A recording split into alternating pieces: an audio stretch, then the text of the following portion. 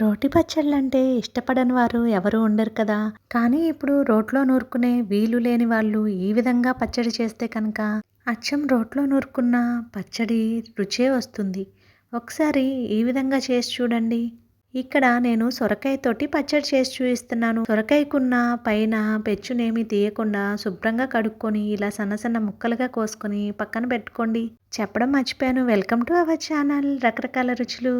తర్వాత మీ రుచికి సరిపడినంత అంటే మీరు తినే కారాన్ని బట్టి పచ్చిమిరపకాయలను యాడ్ చేసుకోండి. ఒక 7-8 పచ్చిమిరపకాయలు అలాగే 3 టమోటాలను కూడా చక్కగా ముక్కలుగా కట్ చేసుకొని పక్కన పెట్టుకోండి. తర్వాత స్టవ్ ఆన్ చేసుకొని బాండీ పెట్టుకొని ఐరన్ కడాయి అయితే బాగుంటుంది. పెట్టుకొని ఒక స్పూన్ ఆయిల్ వేసుకొని సొరకాయ ముక్కలు, పచ్చిమిర్చి ముక్కలు అలాగే టమాటో ముక్కలను కూడా వేసుకొని మూత పెట్టుకొని మగ్గించుకోండి. మూత పెట్టుకొని మగ్గించుకోవడం వల్ల త్వరగా మగ్గుతాయి ముక్కలు.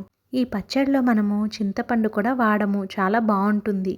ఈ విధంగా తప్పనిసరిగా ఒకసారి ట్రై చేయండి. రోటి పచ్చళ్ళు ఇష్టపడే వారికి చాలా బాగా నచ్చుతుంది. మీకు నెక్స్ట్ ఏ రోటి పచ్చడి కావాలి అనేది నాకు కామెంట్ సెక్షన్లో కామెంట్ చేయండి. ముక్కలు మగ్గాయో లేదో తెలుసుకోవడం కోసం టమాటో పైన తోలు ఇలా ఊడి వస్తుంది. సొరకాయ ముక్కల్లోని తెలుపంతా పోయి ట్రాన్స్పరెంట్గా మారుతాయి. ఇప్పుడు స్టవ్ ఆఫ్ చేసేసుకొని పక్కన పెట్టుకొని చల్లబరుచుకుని తర్వాత ఒక మిక్సీ జార్ తీసుకొని రాళ్ళ ఉప్పును ఒక హాఫ్ స్పూను అలాగే జీలకర్ర హాఫ్ స్పూను 3 వెల్లుల్లి రెబ్బలు వేసుకుని ఇలా కచ్చాపచ్చగా గ్రైండ్ చేసుకున్న తర్వాత ముందుగా ఉడకపెట్టి పెట్టుకున్న సొరకాయ ముక్కలు, టమాటో, పచ్చిమిరపకాయ ముక్కలను వేసుకొని కచ్చాపచ్చాగా గ్రైండ్ చేసుకోండి. ఈ విధంగా చేసుకుంటేనే రోటి పచ్చడి రుచి వస్తుంది. మరి మెత్తగా పేస్ట్ లాగా చేయకండి. పేస్ట్ లాగా చేయడం వలన రుచి ఉండదు. ఈ విధంగా కచ్చాపచ్చాగా గ్రైండ్ చేసుకున్న తర్వాత ఇష్టమైన వారు తిరుగుమాత పెట్టుకోండి. దీనికి తిరుగుమాత కూడా అవసరం లేదు. చూడండి ఎంతో రుచిగా బాగుంటుంది. టిఫిన్స్లోకి, అన్నంలోకి, వేడివేడి అన్నంలోకి రుచిగా ఉంటుంది. మీకు నచ్చితే కనుక వీడియోని లైక్ చేసి మన రకరకాల రుచులు ఛానల్ని సబ్స్క్రైబ్ చేసుకోండి. Thank you.